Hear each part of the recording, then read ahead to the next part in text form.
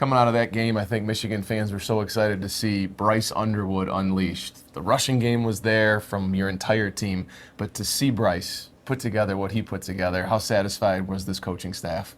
Oh yeah, thrilled. I mean, he's an elite player, young, and we have to understand that these careers are marathons, not sprints.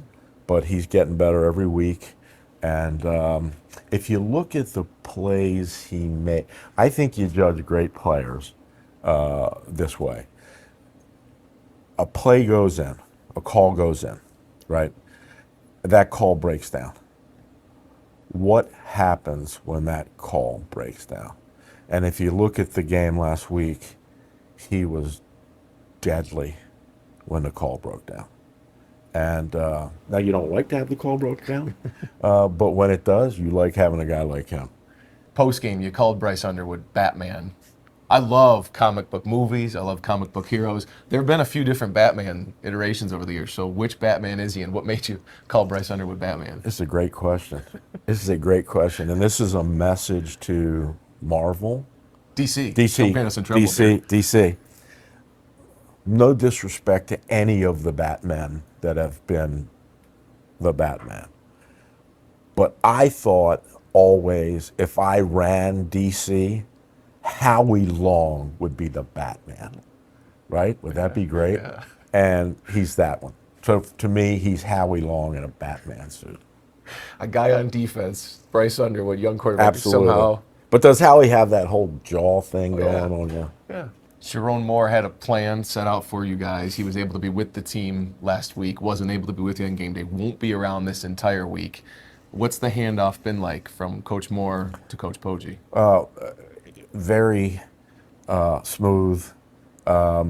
He gave me instructions exactly how he wants us to practice, what he wants us to do. We're not changing anything. Does that mean Bryce Underwood unleashed again? More deep balls, more running with Bryce this upcoming week? It means that players win games and always have, not coaches. And we're going to let our players, all of them, play like wildfire. I watched you at the press conference, watched you on Saturday, and you spoke a little bit publicly about the anxiety you had in building up to this and leading Michigan and being the interim acting head coach. You said it faded, and I don't feel it at all from you. At that press conference, I don't feel it from you now. Where's that confidence come from? Well, I've been a head coach for over 300 games, and now I know exactly how Sharon wants to get it done. So I'm just in that groove. How much did the players give you that groove? I love them. I love them to death. I mean, they're the greatest group of kids.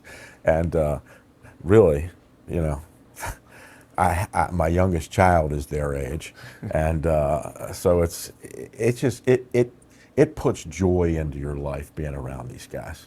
There was talk, I believe, after Saturday's game that the loss to Texas a year ago, you weren't here, maybe divided the locker room a little bit, but that the loss against Oklahoma, that wasn't the case. If anything, it brought us closer together, which is, as you know, having done your job for years, that's rare. Yeah. There's nothing dividing this crowd. How? How'd that happen? They love each other. They trust each other. They spend time with each other. They share their most intimate.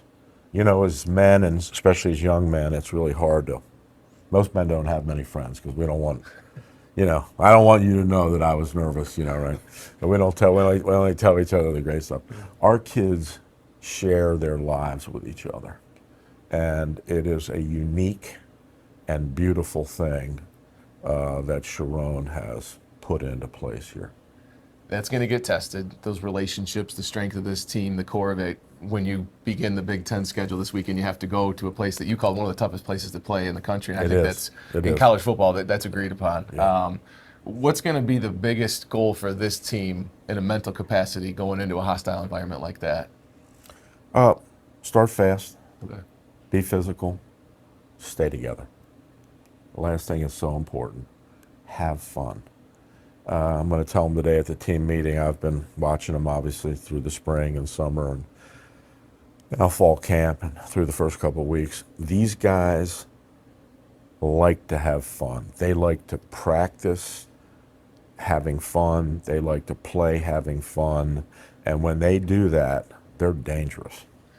Your defensive front, your guys on the edge, you called them, I don't know if you wanted to say elite. You got pretty close to it there. I wanted to say, but I don't want to get too nutty. But yes, they're as close to elite as you can get. Dylan Raiola is perceived as one of the best rising young quarterbacks in this country, and he's starting to put some special performances together on a consistent basis. How fun is that matchup going to be to watch from your eyes? How challenging will that be? Well, not fun at all. No. I mean, I don't want to see any of that. But it's a huge challenge. I mean, the kid Raiola is an elite player. You know, you can tell he's from a football family because his football IQ is really high, and his football EQ, emotional quotient, is very high. You know, it's going to be to see two great quarterbacks competing, and you know, against two great defenses. So it's going to be, I think, a really exciting game. You were a high school coach for a while, came here, and so many guys told me for years you were a glue guy, if not the glue guy. You left, you came back, and they screamed, "The glue guy is back." But there's a caricature of you that when you went to Charlotte, oh, it's the guy with the cutoffs. Now that you're back, I see that glue guy face to face, honestly, for the first time. What makes players at every stop you've had, even at Charlotte, call you such a glue guy and a guy that they look up to? Well, I don't know for sure, but I would just say this: as a player, I'm not so old that I forget what it was like to be a player, and every player simply wants the head coach or a coach in the building to put their arm around them, talk to them every day, and tell them they love them, and then really act like it. And that's that simple. That's beautiful. I like how your mind works. Thanks so much. Hey, thank you very much.